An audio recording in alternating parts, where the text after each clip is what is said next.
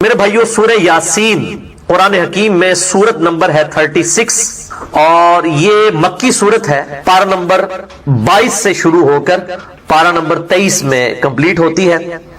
پہلی 21 آیات اس کی پارہ نمبر 22 میں ہے اور باقی ساری سورت جو ہے وہ پارہ نمبر 23 کے اندر ہے. اور ظاہر ہے یہ پاروں کی ڈویژن جو ہے یہ توقیفی نہیں ہے، نبی صلی اللہ علیہ وآلہ وسلم نے تعلیم نہیں فرمائی، یہ بعد میں کی گئی ہے تابعین کے ادوار کے اندر.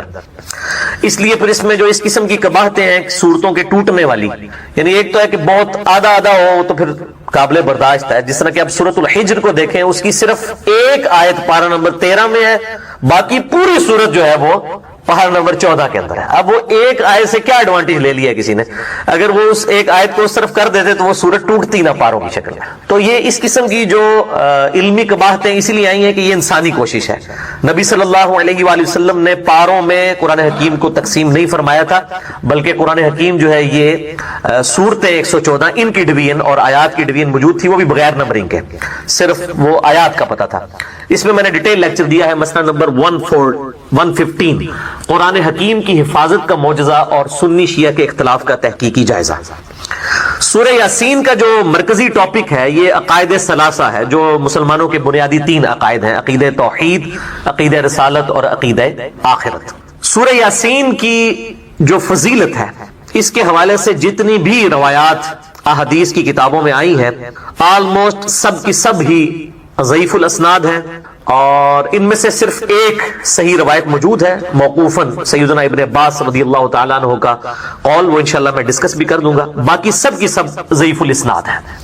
قرآن حکیم کی صورتوں کے فضائل کے حوالے سے سورہ یاسین ہو، سورۃ الملک ہو، سورہ الواقعہ ہو، باقی صورتیں، اس حوالے سے میں نے ڈیٹیل لیکچر کم از کم 3 گھنٹوں میں 3 نشستوں میں یہیں پر ریکارڈ کروایا تھا. سورۃ الرعد کی آیت نمبر 28 کے کانٹیکسٹ میں، الا بذکر اللہ تطمئن القلوب، آگاہ ہو جاؤ اللہ کی یاد ہی میں دلوں کا سکون ہے. اور اللہ تعالیٰ کا سب سے بڑا ذکر الذکر، یہ قرآن حکیم ہے. انا نحن نزلنا الذکر وانا له لحافظون، سورۃ الحجر آیت نمبر 9. تو میں نے اس اللہ کے ذکر والی جو آیت ہے سورۃ الرعد آیت نمبر 28، اس کے کانٹیکسٹ میں قرآن حکیم کی 12 صورتوں کے فضائل 3 نشستوں کے اندر مسئلہ نمبر 112 ABC یہ ریکارڈ کروائے تھے. آج میں اس ڈیٹیل میں ہی جاؤں گا، اس میں میں نے سورہ یاسین کے حوالے سے بھی ڈسکشن کی تھی.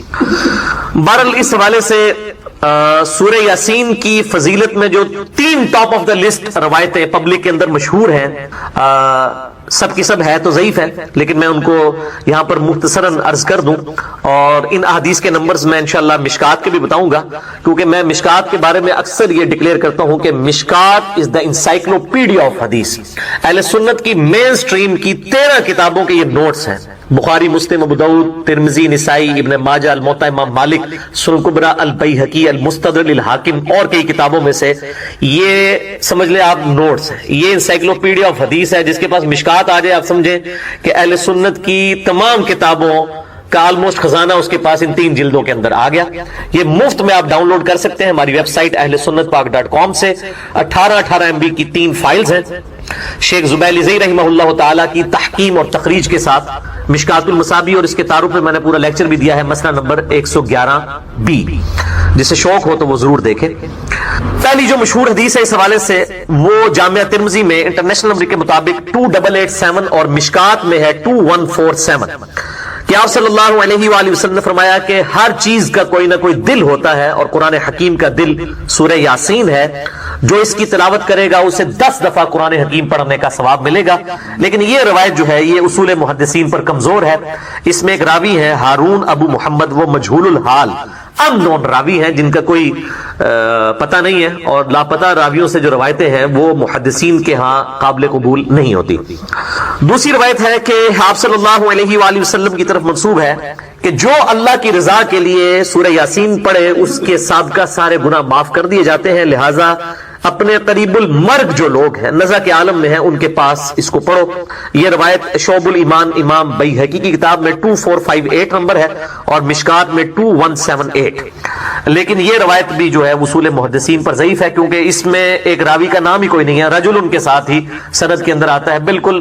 یعنی وہ جو پچھلی روایت تھی اس میں نام تو موجود تھا، مجہول الحال تھا، اس میں تو نام بھی اس کا نہیں ہے، اتنا لاپتہ ہے، لہذا یہ روایت بھی کمزور ہے. اچھا، مارکیٹ میں سورہ یاسین کے حوالے سے آپ نے دیکھا ہوگا وہ مبینوں والی ایک یاسین مل رہی ہوتی ہے، وہ جتنی مبینیں آتی ہیں نا 7-8، وہ ہر مبین کے بعد اس میں ذکر ایڈ کیے ہوتے ہیں. یہ فیبریکیٹڈ ہے، اس کی کوئی اصل موجود نہیں ہے، اور اس قسم کے وظائف مارکیٹ کے اندر کافی سارے جو ہے وہ ملتے ہیں. جب تک سند صحیح نہ ہو اس وقت تک ان وظائف کے اوپر اپنا ٹائم ضائع نہ کیا جائے. تیسری روایت جو مشہور ہے کہ جو شخص دن کے آغاز میں سورہ یاسین پڑھ لے اس کی تمام حاجتیں پوری کر دی جائیں گی. یہ سنن دارمی میں 3461 ہے اور مشکات میں 2177. یہ بھی مرسل روایت ہے. سیدنا عطا بن ابی رباح وہ تابعی ہیں اور ڈائریکٹ نبی صلی اللہ علیہ وآلہ وسلم سے بیان کر رہے ہیں. اور تابعی جب کوئی بات نبی صلی اللہ علیہ وآلہ وسلم کے ریفرنس سے ڈائریکٹ بیان کرے اور اس میں سند نہ ہو تو وہ مرسل چھوٹا ہوا واسطہ مانا جاتا ہے، منقطع روایت ہوتی ہے. لیکن یہ جو سنن دارمی کی حدیث ہے 3461، اس سے بالکل اگلی روایت جو ہے وہ بالکل صحیح سند کے ساتھ ہے سورہ یاسین کے بارے میں ہی، اور وہ ہے سنن دارمی میں 3462. یہ میں دارمی کا وہ نمبر بتا رہا ہوں جس کا PDF عام ہمارا جو ہے وہ گوگل کے اندر سرچ کرنے سے مل جائے گا آپ کو. سنن دارمی میں 3462، اور اس کی تحکیم جو ہے وہ شیخ سلیم حسین اسد نے کی ہے. انہوں نے بھی اس کو روایت کو صحیح کہا. شیخ زبیلی زئی رحمہ اللہ تعالی نے ایک پورے سورہ یاسین کے فضائل کے حوالے سے مضمون لکھا ہے جس میں 14 روایتیں جو یاسین سے ریلیٹڈ تھیں سب کی اسناد کے اوپر بحث کی کہ یہ ضعیف ہیں. البتہ ایک روایت کے اوپر انہوں نے صحیح کا حکم لگایا اور وہ یہی ہے سنن دارمی 3462. اور لیکن مشکات کے وہ فٹ نوٹ پہ لکھنا بھول گئے 2177. ویسے ان کی عموماً عادت ہے کہ جب کسی روایت کے اوپر ضعیف کا حکم لگاتے ہیں تو اس کی پھر فٹ نوٹ پہ نا اس کی موقوفاً اگر روایت صحیح ہو تو لکھ دیتے ہیں، یہاں پہ وہ بھول گئے. البتہ الگ سے ان کا جو مضمون ہے شیخ زبیر صاحب کا فتاوی علمیہ کی پہلی جلد میں صفحہ نمبر 493 سے 497 تک انہوں نے اس کے فضائل پہ جتنی حدیثیں ہیں ان پر تحکیم کی ہے اور ایک روایت کو صحیح قرار دیا. اور وہ ابن عباس کا قول ہے، موقوفاً روایت ہے، ان کا اپنا قول ہے کہ جو شخص صبح کے وقت سورہ یاسین پڑھ لے گا اسے شام تک ہر کام میں آسانی میسر ہوگی، اور جو شخص رات کے وقت سورہ یاسین کی تلاوت کرے گا اسے صبح تک ہر کام میں آسانی میسر ہوگی. تو جو صبح کے وقت کام کے لیے نکلتے ہیں وہ صبح پڑھ کے نکلے، اور جو رات کی شفٹوں میں کام کرتے ہیں وہ رات کے وقت پڑھ کے نکلے. یہ روایت بالکل صحیح ہے. اور یہ محدثین کا پیٹ رول ہے کہ جب کوئی غیبی خبر ہو اور اس میں صحابی نبی صلی اللہ علیہ وآلہ وسلم کو مینشن نہ بھی کرے تب بھی اس کو آپ نبی صلی اللہ علیہ وآلہ وسلم کی طرف ہی منسوب مانیں گے موقوفاً ہونے کے باوجود، اس لیے کہ غیبی خبر نبی صلی اللہ علیہ وآلہ وسلم کے علاوہ کسی کے پاس نہیں آتی ہے، کیونکہ جو علم غیب ہے، غیب کی خبر اللہ تعالیٰ اپنے صرف پیغمبروں کو دیتا ہے. اب میرے بھائیوں آگے سے سیدنا عیسیٰ علی نبینا علیہ الصلوۃ والسلام کے جو 2 فرستادے تھے، جو ان کے 2 اصحاب تھے بھیجے ہوئے، اور ان کے بعد تیسرے کے ذریعے اللہ تعالیٰ نے ان کو تقویت دی، ان کا ذکر آ رہا ہے. وَضْرِبْ لَهُمْ مَثَلًا أَصْحَابَ الْقَرْيَةِ. اے محمود صلی اللہ علیہ وآلہ وسلم اپنی اس قوم سے، اپنی امت سے بیان کیجئے ان گاؤں کے رہنے والے لوگوں کی مثال. اِذْ جَاءَهَا الْمُرْسَلُونَ کہ جن کے پاس آئے ہمارے فرستادے رسول. یہ رسول ہو سکتا ہے، عین ممکن ہے کہ اللہ تعالیٰ کے پیغمبر ہوں، اور عین ممکن ہے کہ اللہ تعالیٰ کے پیغمبروں کے آگے سے میسنجرز ہوں. اذ ارسلنا الیہم اثنین جبکہ ہم نے وہ 2 رسول جو بھیجے ان کی طرف، فکذبوہما تو گاؤں والوں نے ان کو جھٹلایا، فعززنا بثالث تو پھر ثالث یعنی تیسرے کے ساتھ ہم نے ان کی مدد کی. فقالوا انا الیکم مرسلون تو وہ کہنے لگے ہم تمہاری طرف رسول بنا کے بھیجے گئے ہیں. قالوا ما انتم الا بشر مثلنا وہ ہمیشہ یہی ہوا ہے کہ انہوں نے کہا تم دیکھنے میں تو ہماری طرح کے انسان ہو، تم میں اور ہم میں کیا فرق ہے. لیکن ان کو یہ نہیں پتا تھا کہ وہ اللہ تعالیٰ کی طرف سے بھیجے گئے ہیں، ایک وحی کے ساتھ، ایک کتاب کے ساتھ، ڈیفینیٹ علم کے ساتھ. وما انزل الرحمن من شيء ان انتم الا تكذبون رحمان نے کوئی کتاب نازل نہیں کی ہے، تم تو نہیں بول رہے مگر جھوٹ ہی. نعوذ باللہ. قالوا ربنا يعلم انا اليكم لمرسلون انہوں نے کہا ہمارا رب خوب جانتا ہے، تم نہ بھی مانو کہ ہم بال ضرور پیغمبر بنا کے تمہاری طرف بھیجے گئے ہیں. وما علینا الا البلاغ المبین یہ جو ہم بھی ہر لیکچر کے اینڈ پہ کہتے ہیں کہ گھول کے ہم نے نہیں کسی کو داخل کرنا ہاتھ اس کی ذہن کے اندر یا دماغ میں، ہمارا کام تو نہیں پہنچا دینا، آپ تم قبول کرتے ہو تو ٹھیک، نہیں تو جانا ہے جہنم میں جاؤ، خود جاؤ گے. انہوں نے کہا ہمارا کام تو نہیں مگر پہنچا دینا. قالوا انا تطیرنا بکم لئن لم تنتهوا لنرجمنکم وليمسنکم منا عذاب الیم. انہوں نے کہا کہ دیکھو ہم تو تمہیں اپنے لیے نحوست سمجھتے ہیں، نعوذ باللہ، اور اگر تم اس دعوت و تبلیغ کے کام سے باز نہ آئے تو ہم تمہیں سنسار کر دیں گے، پتھر مار مار کے ہلاک کر دیں گے، اور تمہیں ہماری طرف سے دردناک عذاب پہنچے گا۔ قالوا طائرکم معکم، تو ان پیغمبروں نے یا پیغمبروں کے فرستادوں نے کہا کہ تمہاری نحوست تو خود تمہارے ساتھ ہے، تمہاری تو نحوست خود یہ پڑ گئی کہ تم حق سے اناد کر رہے ہو، منحوس تو خود ہو چکے ہو، بجائے یہ کہ ہمیں منحوس کہہ رہے ہو۔ چور بھی کہے چور چور۔ ان ذکرتم بل انتم قوم مسرفون، کیا تمہیں نصیحت کی جاتی ہے تو تم جو ہے وہ آگے سے دھمکیاں دینے لگتے ہو، تم تو حد سے بڑھنے والے لوگ ہو۔ وجاء من اقصى المدینة رجل يسعى، اسی دوران سلیم الفطرت ایک شخص تھا، حبیب نجار جس کا نام روایتوں میں آتا ہے، وہ دور سے بھاگتا ہوا آیا۔ اللہ اکبر۔ اس نے کہا، شہر کے باہر سے بھاگتا ہوا آیا، شہر کی طرف پرلے کنارے کی طرف سے، قال یا قوم اتبعوا المرسلین، کہنے لگا میری قوم رسولوں کی بات مان لو، اتبعوا من لا يسألكم اجرا وهم مهتدون، ان کی پیروی کرو جو تم سے نہ کوئی اجرت طلب کرتے ہیں اور وہ سیدھی راہ کے اوپر ہیں۔ یعنی یہ کوئی چندہ بک لے کے تو چندہ اکٹھا کرنے نہیں آئے ہیں، یہ تو فری اللہ تعالیٰ کا تعارف تمہیں کرا رہے ہیں۔ اسی تو ہم چندوں کے خلاف ہیں کہ یہ پیغمبروں کا اور پیغمبروں کے ماننے والوں کا خاصہ یہی ہوتا ہے کہ وہ بغیر کسی دنیاوی لالچ کے دعوت و تبلیغ کا کام کرتے ہیں۔ الحمدللہ۔ وما لی لا اعبد الذی فطرنی والیہ ترجعون، اور مجھے کیا حق پہنچتا ہے کہ میں اس کی عبادت نہ کروں جس نے مجھے پیدا کیا ہے اور ہم سب نے لوٹ کے اسی کی طرف جانا ہے۔ وہ کہتے ہیں کہ کیسے ہو سکتا ہے جس نے مجھے پیدا کیا میں اسی کی عبادت نہ کروں، جبکہ مجھے یہ یقین بھی ہے کہ مرنے کے بعد میں نے اس کے سامنے پیش ہونا ہے۔ میں اکثر یہ کہتا ہوں کہ موت ایک لٹکتی ہوئی تلوار ہے، موت اگر نہ ہونا تو کوئی بھی شخص اللہ تعالیٰ کے لیے اکاؤنٹیبل ہی نہیں رہے گا۔ اتخذ من دونہ آلہہ، کیا میں اس کے سوا اور ہستیوں کو الہ ٹھہرا لوں، ان یردن الرحمن بضر لا تغنی عنی شفاعتهم شیئا ولا ينقذون، کہ اگر رحمان ہی میرے لیے کوئی ارادہ کر لے کہ مجھے تکلیف پہنچائے تو وہ ہستیاں نہ تو مجھ سے وہ تکلیف جو ہے وہ دور کر سکتی ہیں، نہ رحمان کے حضور کوئی میرے لیے سفارش کر سکتی ہیں، میں اسی رحمان کی پناہ کیوں نہ حاصل کروں۔ انی ذی لفی ضلال مبین، اور اگر بالفرض میں یہ کام کر لوں تو میں تو کھلی گمراہی میں پڑ جاؤں گا کہ میں رحمان کو چھوڑ کر اور ہستیوں کو اپنا پشت پناہ اور سفارشی سمجھ لوں۔ انی آمنت بربکم فاسمعون، دیکھو میں تو بے شک ایمان لے آیا ہوں، یہ کان کھول کر سن لو، میں تو وقت کے پیغمبر کی آواز کے اوپر لبیک کہتا ہوں۔ اس طرح کے اہل حق لوگ ہمیشہ موجود ہوتے ہیں، چاہے ان کو بعد میں پھر مارے کھانی پڑے۔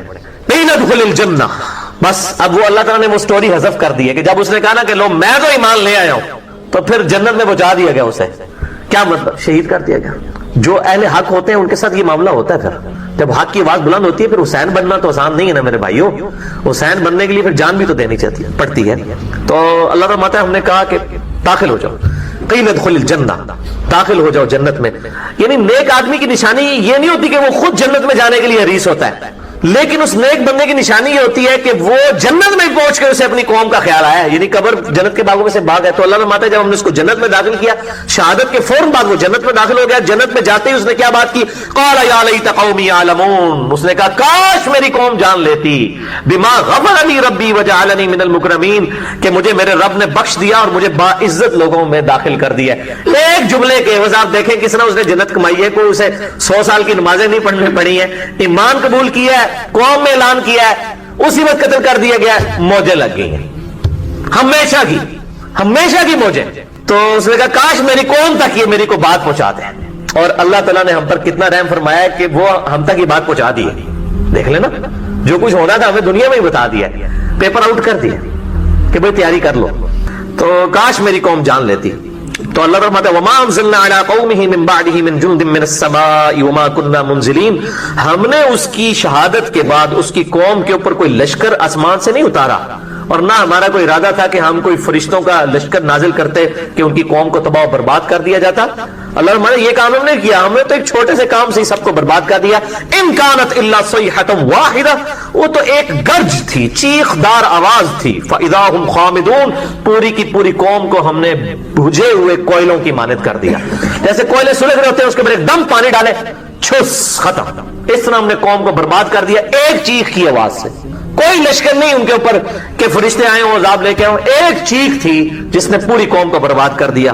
الذین آمنوا، وہ لوگ جو کہ ایمان لے آتے ہیں، وَتَطْمَئِنُّ قُلُوبُهُمْ بِذِكْرِ اللَّهِ، اور پھر ان کی حالت یہ ہوتی ہے کہ ان کے دلوں کو سکون اللہ کی یاد ہی میں آتا ہے.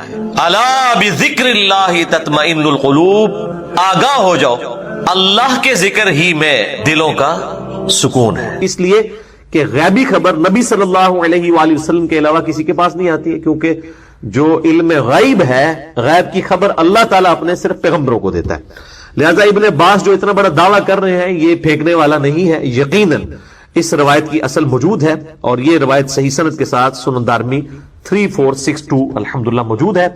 باقی صورتوں کے حوالے سے اگر آپ نے لیکچر سننا ہو تو مسئلہ نمبر 112 ABC میرے 3 لیکچرز یہیں پر ریکارڈ ہوئے تھے، یوٹیوب کے اوپر اویلیبل ہیں، آپ ان کو دیکھیں. 3.5 گھنٹے کی آلموسٹ سب ملا کے گفتگو بنتی ہے. ہماری ویب سائٹ ahlsunnatpak.com پہ بھی آپ کو وہ 3 لیکچرز مل جائیں گے انشاءاللہ تعالی.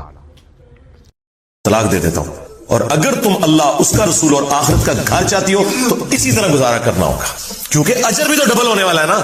تو نبی السلام 1 مہینے تک ناراض رہے گھر کی چھت پہ. اسی میں ہی حدیث میں بخاری مسلم میں آتا ہے کہ سیدنا عمر نے جا کے اپنی بیٹی کو بھی ڈانٹا، سیدہ حفصہ کو، باقی بیویوں کے ساتھ بھی جا کے تھوڑی مس ہینڈلنگ کی. بعد میں وہ پھر پچھتاتے بھی تھے، مجھے کیا یہ رائٹ پہنچتا، چلو میں اپنی بیٹی کو تو ڈانٹ سکتا ہوں، باقی بیویوں کو میں کیسے.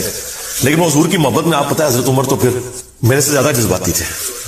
تو اب وہ کہتے ہیں کہ میں نے ارادہ کیا میں حضور کو کوئی ایسی بات کروں کہ حضور مسکرائیں، کیونکہ آپ تو بڑے سیریس موڈ میں بیٹھے ہیں. تو میں نے جاتے ہی کہا یا رسول اللہ دیکھیں جب تک ہم مکے میں تھے نا ہماری بیویاں کتنی ہمارے کنٹرول میں تھی، لیکن یہ انصار کی بیویاں تو اتنی تیز ہیں کہ انہوں نے اپنے مردوں کو دبا کے رکھا ہوا ہے، اور ان کو دیکھ دیکھ کے ہماری بیویاں بھی ہم پہ شیر ہو گئی ہیں. تو حضور اس بات کے اوپر مسکرائے، کہتے ہیں مجھے تھوڑی تسلی ہوئی کہ حضور کا موڈ تھوڑا بہتر ہو رہا ہے. تو پھر انہوں نے گپ شپ شروع کر دی. پھر نبی علیہ السلام کی جب وہ حضور پھر اٹھ کے بیٹھے، جب تو آپ کے کندھے کے اوپر چٹائی کے نشان تھے، اوپر کرتا بھی نہیں تھا، یا اگر چادر تھی تو چادر تو پھر اس طرح لی جاتی ہے تو احرام کی شکل میں بعض اوقات تو وہ نشان. حضرت عمر نے رونا شروع کر دیا کہ یا رسول اللہ آپ اللہ کے رسول ہیں اور آپ کی یہ حال. بخاری کی اس حدیث میں آتا ہے کہ عبداللہ بن عباس کا جب یہ قول بیان کرتے ہیں حضرت سعید ابن جبیر، تو ان کو بعض تبع تابعین کہتے ہیں کہ جب ہم لوگوں سے یہ بیان کرتے ہیں نا کہ اس سے مراد خیر کثیر ہے، تو لوگ کہتے ہیں کہ نہیں، الکوثر سے مراد جنت کی ایک نہر ہے الکوثر. تو سعید ابن جبیر کہتے ہیں کہ جنت کی وہ نہر بھی تو خیر کثیر میں داخل ہے، حضور کو جو جنت کی نعمتیں ملیں گی وہ بھی کثرت کے ساتھ ملیں گی. تو یہ اس کی جو تفسیر ہے نا خیر کثیر والی، یہ سب سے آپٹیمل ہے. اس میں جو ہے وہ حوض کوثر بھی شامل ہے. جو صحیح مسلم میں حدیث ہے کہ نبی صلی اللہ علیہ وآلہ وسلم صحابہ میں بیٹھے تھے تو آپ کو اچانک ایک اونگ آئی. تھوڑی دیر بعد جب آپ کی آنکھ کھلی تو آپ مسکرا رہے تھے، اور پھر آپ نے کہا کہ ابھی ابھی اللہ تعالیٰ نے مجھ پہ یہ آیات نازل کی ہیں، بسم اللہ الرحمن الرحیم، یعنی آپ اسلام نے بسم اللہ سے اسے سٹارٹ کیا. انا اعطیناک الکوثر فصل لربک وانحر ان شانئک هو الابتر. اور پھر آپ نے فرمایا کہ جانتے ہو یہ الکوثر کیا ہے؟ تو صحابہ نے کہا اللہ اس کا رسول بہتر جانتے ہیں. تو آپ صلی اللہ علیہ وآلہ وسلم نے فرمایا یہ جنت میں ایک نہر ہے جو مجھے اللہ تعالیٰ نے عطا فرمائی ہے، اور اس کے کنارے کی جو مٹی ہے وہ کستوری سے زیادہ خوشبودار ہے، اور اس کے برتن آسمان کے ستاروں کے برابر ہیں. اور صحیح بخاری میں آتا ہے کہ شب معراج جب نبی علیہ السلام جنت میں سیر کر رہے تھے تو وہاں آپ کو ایک نہر دکھائی گئی، اور جبرائیل علیہ السلام نے کہا کہ یہ وہ الکوثر ہے جو آپ کو اللہ تعالیٰ نے عطا کی ہے. اور آپ صلی اللہ علیہ وآلہ وسلم کے الفاظ ہیں بخاری مسلم دونوں میں کہ اس کا جو مشروب ہے وہ دودھ سے زیادہ سفید، شہد سے زیادہ میٹھا، اور اس کی خوشبو کستوری کی خوشبو سے زیادہ ہے، اور جو کوئی ایک دفعہ میرے حوض کوثر سے وہ مشروب پی لے گا اسے کبھی بھی پیاس نہیں لگے گی. جنت میں جو انسان کھائے پیے گا نا وہ بھوک کی وجہ سے نہیں، ذہن میں رکھے گا. بھوک ایک عیب ہے، پیشاب ایک عیب ہے، نیند ایک عیب ہے، اسی لیے یہ تینوں چیزیں جنت میں نہیں ہیں. جنت میں انسان کھائیں گے لذت لینے کے لیے، پیشاب نہیں ہوگا. بخاری مسلم میں الفاظ ہیں خوشبودار ڈکار آئے گی، سارا کھانا ہضم. تو جنت چونکہ نعمتوں کا نام ہے کوئی کمزوری نہیں، وہاں پہ نیند بھی نہیں ہے. یہاں پہ تو ہم نیند کیوں یوز کرتے ہیں؟ تاکہ ہم نیکسٹ 24 گھنٹے میں پرفارم کر سکیں گے، بلکہ बैटरी चार्ज होती है। वो मेरी खाला जो है ना, वो बड़े प्यारे अल्फाज इस्तेमाल करती हैं। उनकी बेटियां जब छोटी थी ना, तो सोई होती थी ना, तो कौन से पूछता था बेटियां कितने, कहते हैं चार्जिंग पे लाई है, क्योंकि बच्चे जब उठते हैं ना, फिर तो आप इनको संभाल बैठे। जब तक ये सोना ना जाए सुकून नहीं आता। तो वो जो सोते हैं ना, वो चार्जिंग पे लगे हुए होते हैं। फिर जैसे सुबह उन्होंने उठना ना, हेठली ऊपरली कर देनी है। तो क़यामत में जन्नत वाले दिन आपको जन्नत में चार्जिंग की जरूरत नहीं है, बल्कि नींद वहां पे जरूरत ही नहीं। अल्लाह ताला ने वैसे ही इंसान को इतनी एनर्जी दी हुई होगी। तो लिहाजा आप इस्लाम का जो फरमान है ना, कि जो एक बार पिएगा वो कभी प्यासा नहीं होगा। तो किसी के ज़हन में ख्याल आ सकता है कि प्यासा नहीं होगा तो फिर पानी की लज्जत क्या। वो अल्लाह ताला ने जन्नत की नेमतों में लज्जत ही इतनी रखी है कि इंसान लज्जत की वजह से उसको इस्तेमाल करेगा।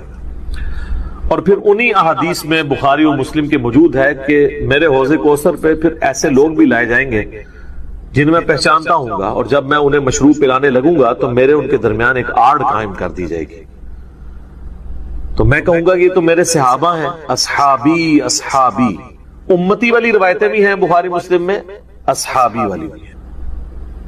तो मुझे बताया जाएगा कि या रसूलल्लाह, आपको नहीं पता आपके बाद इन्होंने दीन में बिदअतें जारी कर दी थी और उल्टे कदम फिर गए थे।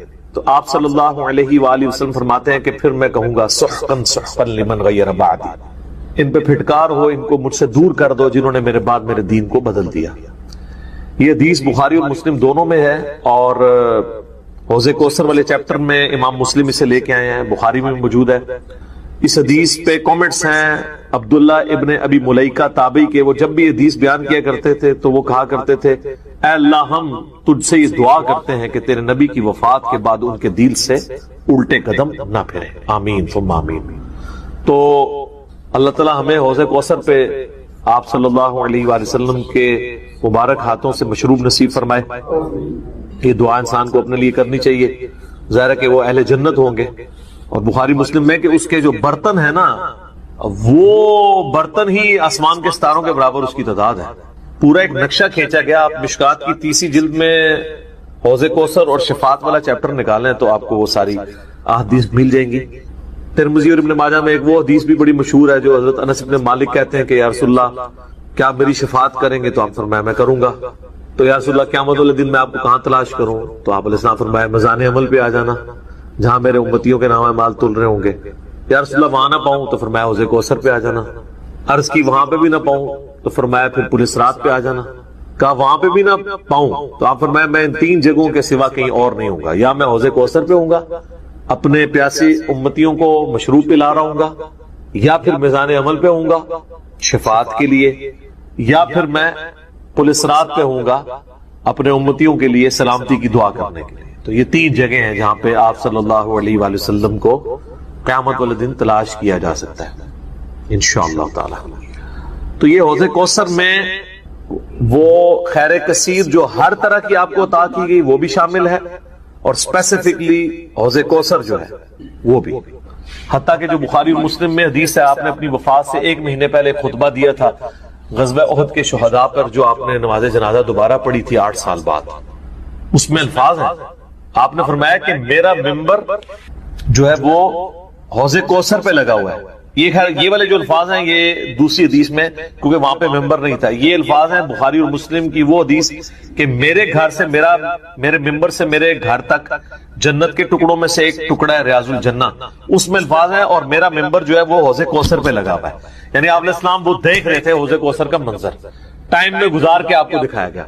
वो जो बुखारी मुस्लिम की वो वाली हदीस है उक़बा बिन आमिर वाली, जो शुहदाए उहद पे आपने 8 साल बाद जनाजा पढ़ा अपनी वफात से 1 महीना पहले, और उक़बा इब्न आमिर के अल्फाज हैं, ये आखिरी दफा मैंने रसूलुल्लाह को मेंबर पे देखा है, उसके बाद मैंने आपको नहीं देखा। तो उसमें अल्फाज हैं, आपने फरमाया कि मैं अपने हौज़े कौसर को इस वक्त भी देख रहा हूं, और देखना मेरे बाद जो है वो मुझे तुमसे ही खतरा नहीं कि तुम शिर्क में मुब्तला हो जाओगे, बल्कि मुझे खतरा है कि तुम दुनिया के माल में पड़ जाओगे और फिर इसकी लालच में एक दूसरे को कत्ल करोगे और तुम भी तबाह बर्बाद हो जाओगे जिस तरह अगली कौमें तबाह बर्बाद होगी। तो उसमें भी हौज़े कौसर के अल्फाज मौजूद हैं। और फिर मेरे एक करबला वाले रिसर्च पेपर में भी आपको पता है एक हदीस है जो मैंने हौज़े कौसर का जिक्र उस हदीस के अंदर भी मौजूद है। जब वो सुनन अबी दाऊद की एक हदीस है ना, वो उबैदुल्लाह इब्न ज़ियाद के पास ایک وہ آتا ہے، ہاں یہ ابو داؤد کے اندر 4749 ہے. ابو طالوت تابعی کہتے ہیں کہ میں ابو برزہ کو میں نے دیکھا کہ وہ گورنر یزید عبید اللہ ابن زیاد کے پاس آئے جبکہ وہ دسترخوان پر تھا، تو اس نے ابو برزہ کو آتے ہوئے دیکھا اور کہا کہ یہ تمہارا ٹھگنا محمدی ہے. استغفر اللہ. ان کا قد چھوٹا تھا تو ان کا ہے گینڈا محمدی، یعنی محمدی اس نے اس لیے کہا کہ وہ حضور کا صحابی تھا. تو یہ کتنی سخت توہین کی عبید اللہ ابن زیاد نے. یہ وہی خبیث ہے جس کے بارے میں بخاری میں 3748 نمبر حدیث ہے، جس میں امام بخاری نے حسین کے ساتھ علیہ السلام لکھا ہے کہ یہ حضرت حسین کے حسن میں کلام کرنے لگا تو انس بن مالک نے کہا کہ رسول اللہ کے سب سے زیادہ مشابہت رکھنے والے حسین تھے. یہ وہی عبید اللہ ابن زیاد ہے. تو یہ صحابہ کے گستاخ ہیں، آل امیہ ہیں، یہ بنو امیہ کے خدمتگار. تو اب آپ دیکھیں جب اس نے یہ بات کی نا تو حضرت ابو برزہ اس کی تنزیہ بات کو سمجھ گیا. آپ نے فرمایا مجھے گمان نہیں تھا کہ میں ایسے لوگوں کے دور حکومت تک زندہ رہوں گا جو مجھے رسول اللہ کی صحبت پر آر دلائیں گے، کہ میری زندگی میں یہ وقت بھی آنا ہے کہ رسول اللہ کی وجہ سے ہمیں پوری دنیا پہ غلبہ ملا، اور اس غلبے کی حکومت کو جو لوگ انجوائے کر رہے ہیں عرب کے بدو، یہ رسول اللہ سے میری نسبت پہ مجھے آر دلائیں گے کہ مجھے کہہ رہے ہیں کہ ٹھگنا محمدی، یعنی پنجابی سے کہتے ہیں گینڈا محمدی. نعوذ باللہ. تو اب اس نے فوراً پینترا بدلا. وہ کہنے لگا کہ محمد صلی اللہ علیہ وسلم کی صحابیت تمہارے لیے باعث زینت ہے، آر کا سبب نہیں. پھر کہنے لگا کہ میں نے تمہیں اس لیے بلوایا ہے کہ تم سے حوض کوثر کے بارے میں پوچھوں، کیا تم نے رسول اللہ سے اس کے بارے میں کچھ سنا ہے؟ تو ابو برزہ نے فرمایا ہاں، نہ ایک بار، نہ دو بار، نہ تین بار، نہ چار بار، نہ 5 بار، میں نے کئی مرتبہ رسول اللہ صلی اللہ علیہ وآلہ وسلم سے حوض کوثر کے بارے میں سنا، اور جو حوض کوثر کو نہ مانے اللہ تعالیٰ اسے اس کا پینا نصیب ہی نہ فرمائے. اور پھر سیدنا ابو طالوت کہتے ہیں کہ سیدنا ابو برزہ رضی اللہ تعالیٰ عنہ غصے کی حالت میں وہاں سے تشریف لے گئے. انہوں نے بدعا دی کہ جو حضور کے حوض کوثر کو نہیں مانتا اللہ تعالیٰ اس کو حوض کوثر نصیب ہی نہ کرے. تو حوض کوثر جو ہے ایک ریالٹی ہے، اور قیامت والے دن کی چند بڑی ایکٹیویٹیز جو انسان کے لیے تسکین کا باعث ہیں، ان میں سے ایک عرش کا سایہ، اسی طریقے سے یہ حوض کوثر بھی ہے. اس گرمی کے اندر اللہ تعالیٰ کی نعمتوں میں سے بڑی نعمت ہے، ہم سب کو نصیب فرمائے. آمین ثم آمین. ٹھیک ہو گئی. اب میرے بھائیو جو یہ آیت مبارکہ آ رہی ہے نا سورۃ النساء کی آیت نمبر 48، یہ متقاضی ہے کہ ہم بقیہ ساری گفتگو اسی کانٹیکسٹ میں کریں.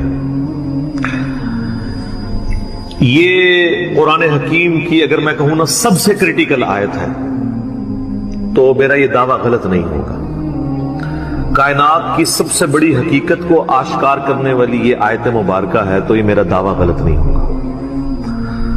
سورۃ النساء کی آیت نمبر 48 سورۃ النساء میں 2 دفعہ ریپیٹ ہوئی ہے، تھوڑے سے الفاظ کے فرق کے ساتھ. میں جب بھی نماز پڑھتا ہوں تو ثنا کے بعد بسم اللہ نہیں پڑھتا، الحمدللہ سے نماز شروع کرتا ہوں. کیا بسم اللہ پڑھنی لازمی؟ جی، بسم اللہ سورہ فاتحہ سے پہلے پڑھنا سنت ہے. البتہ یہ ضرور ہے بعض لوگ وہ بخاری مسلم سے حدیث لیتے ہیں کہ عبداللہ بن عمر کہتے ہیں کہ نبی الاسلام اور حضرت ابوبکر عمر قرات جو ہے الحمد سے شروع کرتے تھے، اور وہ اس سے یہ پلی لیتے ہیں کہ نبی الاسلام سورہ فاتحہ سے پہلے بسم اللہ نہیں پڑھتے تھے. یہ بالکل غلط ہے. وہ یہ بتانا چاہ رہے تھے کہ اونچی آواز سے قرات الحمد سے شروع کرتے تھے، بسم اللہ آہستہ ہی پڑھتے تھے، کیونکہ یہی حدیث سنن نسائی کے اندر موجود ہے، اور اس میں باقاعدہ یہ بھی الفاظ ہیں کہ نبی الاسلام حضرت ابوبکر عمر بسم اللہ اونچی آواز سے نہیں پڑھتے تھے، سرن پڑھتے تھے. البتہ بسم اللہ سورہ فاتحہ کا حصہ نہیں ہے، جس طرح اہل حدیث یا اہل تشیع کا یا امام شافعی کا موقف ہے، اور وہ بسم اللہ کو آیت نمبر 1 گنتے ہیں سورہ فاتحہ کی. ایسا نہیں ہے. سورۃ الفاتحہ الحمد سے شروع ہوتی ہے. اس پہ میری پوری تفصیلی ویڈیو ریکارڈ ہے، اور میں نے ثابت کیا ہے کہ امام حنیفہ رحمۃ اللہ علیہ کا موقف بالکل درست ہے کہ سورہ فاتحہ کا حصہ نہیں ہے بسم اللہ. البتہ ساری صورتیں جب سٹارٹ سے پڑھی جائیں گی تو ان کے شروع میں بسم اللہ ہوتا ہے، سوائے سورہ التوبہ کے. قرآن کے تعارف میں بھی میں نے بڑی تفصیلی اس کے اوپر بات کی ہوئی ہے.